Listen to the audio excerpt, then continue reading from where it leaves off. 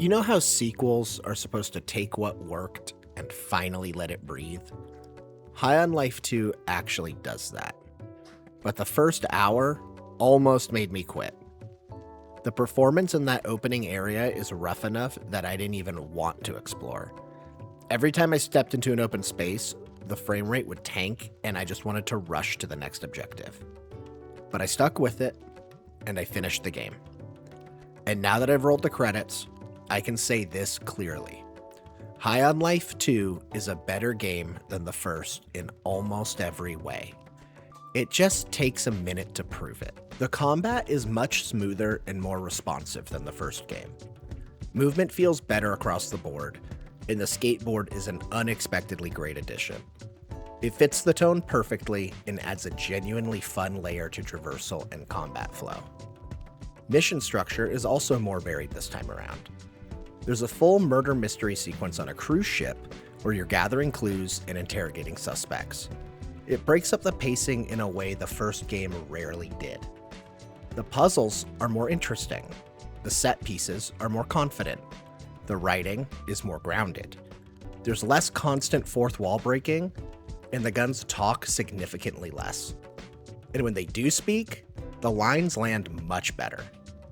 This feels more like a mature and self-confident version of the first game.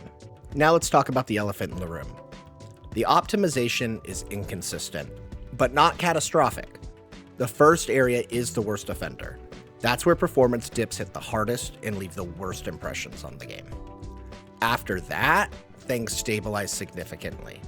Indoor areas run very consistently for me, and most of the game maintains solid performance. Outdoor hub areas can still dip when there's a lot happening on screen, but it's not the disaster the opening hour makes it feel like. I had one crash across roughly 10 hours. That's not great, but it's also not broken launch territory. There are reports of more serious crashes and progression bugs.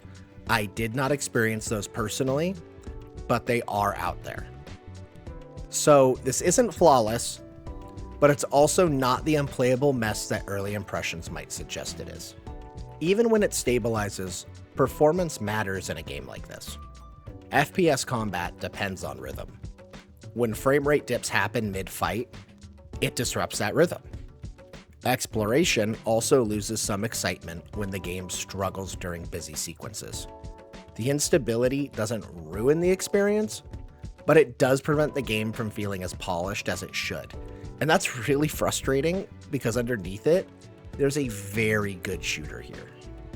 So now that I've completed it, is the underlying game actually good? Yes.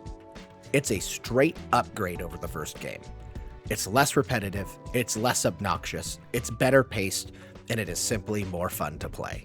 The combat loop is stronger, the structure is tighter, the tone is better balanced. It's not some revolutionary game. It's not going to redefine the FPS genre. It's just a solid, well-made FPS sequel. And honestly, that's enough for me. That's all I was looking for.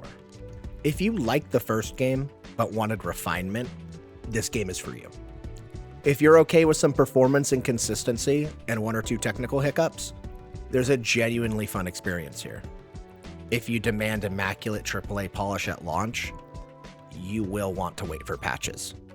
High on Life 2 is not a special game. It is not a generational game. It is just a good video game with some heart behind it. And sometimes, that's all a game needs to be. Thank you for watching, and please like and subscribe for more content.